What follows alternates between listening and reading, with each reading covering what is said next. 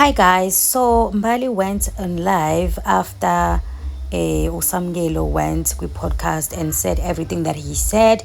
If you want the summary of what Samgelo said on the podcast, please check my previous video because I did a video about that, and then you can come back and watch this one.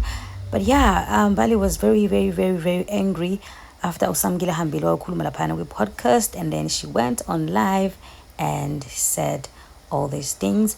Let's watch the video and then go through the comments after. Kanti kuhle nje ukubuka ngezinto zakho eziqondene nawe ungahambi ufuna ukubuka ngabantu.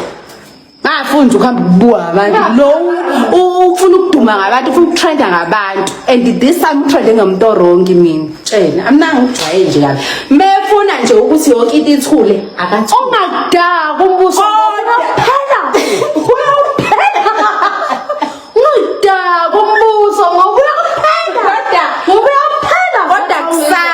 ngifuna ukuyicacisa ngoba yini kwi broadcast ukhulumile ufake igama lami amathekhula konke ngifuna ukuyicacisa ngoba yena kahle ufuna sicacisa indaba esasizikhuluma naye nesasizikhuluma kephile ufuna manje kucaca ufuna amaqiniso vele. Okay, come to me baba, ungakudaka umbuso ngoba uyaphela ungakudaka umbuso engathandiswa ngathi you don't understand my assignment.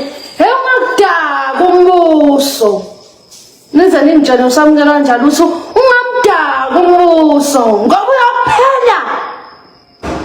Hayi bangathi nezikepe ngamunga uyaphela ngoba uyaphela umdaka umbuso ngoba uyaphela kabuhlungu. Mina ngizindela ukuthi i-broadcast hlambe uyocacisa ukuthi kunamanga mina noma nginjani uyokhuluma ngabantu abangahlangani amathekhula ahlangana hayi bo hawu usezofuna ngathi ukuthi mina emathayikhuleni kahle nje samkele musa nje ukuthi ngoba ngizondo wena usufuna nabafana abamathayikhulu bangizonde ngeke uzokwenzeka ngentando yakho never. Lesi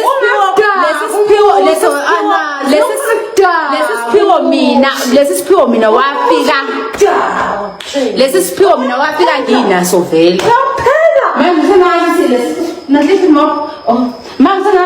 lesi siphiwo safika naye. Guys, I want to take a shower. Like I want to take shower. Nje manje usakhuluma ngegama lamathi mina. Do you know English? I want to take shower. Like this is yini kwenza umbuso ngesinisi Mbali? Yini umbuso wanje ngesinisi?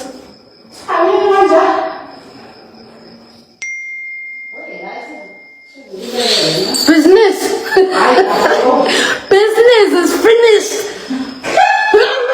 You're not stuck. Go, business is finished.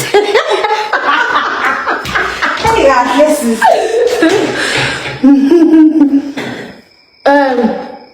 business no trunk. Futhi black yikho nje ngazi ngathi noma sengidaliwe ngize ngithi wenza ufuna sengizokubusiness. Yikho nje ngathi business hiyo ngazi nothini is finished. Uyambuza business khona kugahleka mina uhleka nzima. Uthi lo umuntu uyakhohlwa.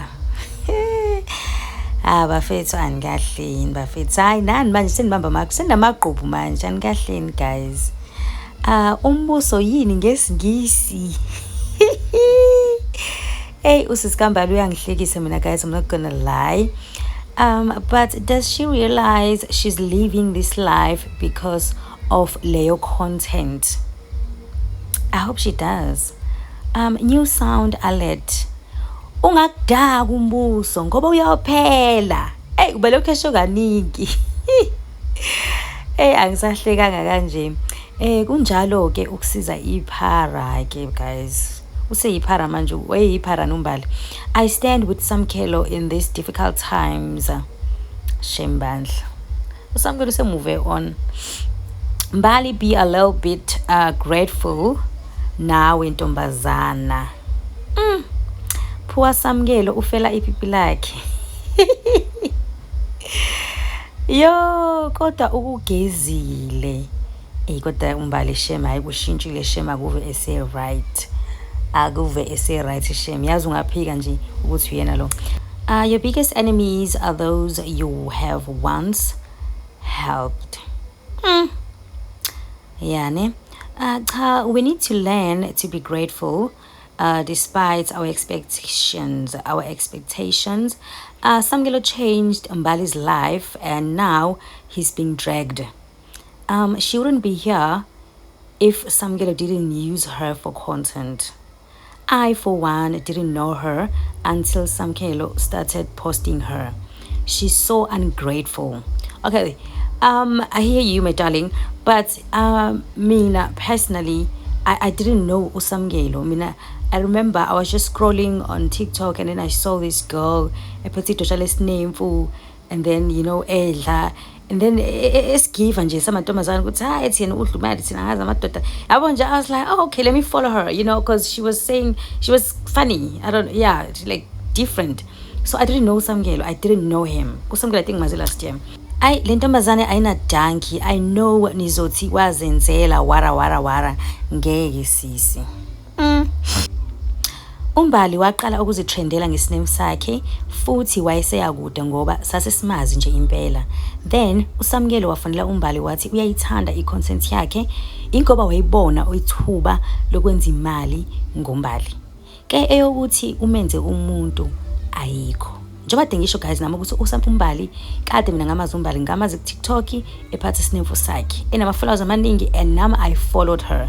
uSamkelo angangamazi uSamkelo nje ngimazi sengithi ngiyascrolla ku Facebook ngimbone eshutha nombali enza ama video nombali. I didn't know him. That's just me. But guys, let's be honest. Ngokufika kwa DJ Tira ezolethela umbali izinto, I think kwase kuyisikhathi sokuthukuthuka kukaMbali. Yize wengakubi right egazini, engakobuyeli emzimbeni wakhe. So uSamkelo wabona uDJ Tira esondela kuMbali, bemthanda naye, wanamathela kuye, waziqhamisa kakhulu. uMbali bemkhulu vele emzimbeni. Wayechazile into eyamnciphisa, esho futhi ukuthi usazobuyela emzimbeni wakhe. Akuyena uSamkelo owamshintsha uMbali.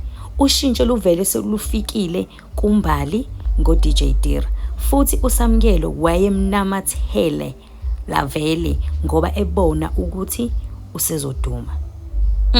Wayibeka indaba wesimanga. Sisi kaMbali isahambile ingqondo again. Akekho umuntu ongaphila into eyodwa ka-50 and wema bengasabasalekile lokuthi nje umbuso hayi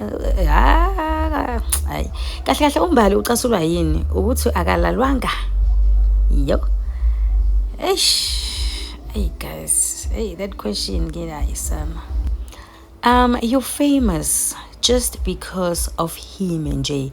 No, that is not true. uMbali nje kade ayidumela guys ngedosha lakhe, please.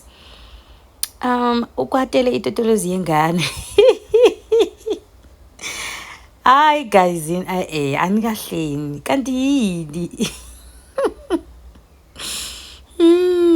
Okay guys, ngicela ukubuza wena yini wena ngikwakwata wena umuntu ethi uyakuthanda unyaka wonke wena wazi ukuthi uyajula nomuntu uthi uyakuthanda umuntu wakho kodwa akafuni ukuthi inyobane leyo nto wena ingakujabulisa. Hayibo nami ngingakwata nje. Hawu before uSamkelo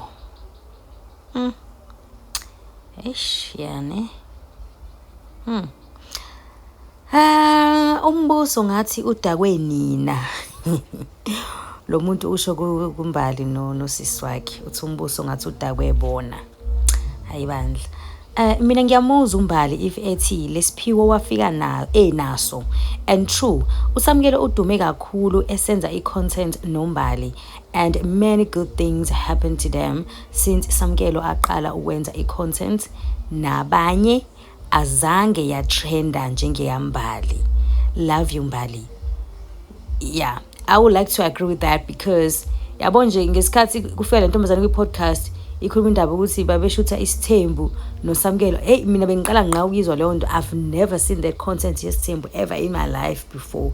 Nala ntombazane bengayazi nje, bengiqala nqa ukuyibona kwi-podcast. So nje okuchaza ukuthi kushuthi vele leya content yayishutha uSamkelo before yayingatrendi njengale content le yakhe noMbali.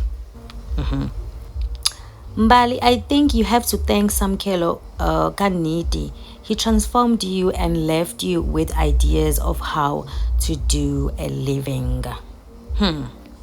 Yeah, anyway, guys, that's it from me. Guys, it's a lot. Please share your thoughts on the comments and please just like the video. It helps a lot. I'll see you guys on my next video. Please do subscribe.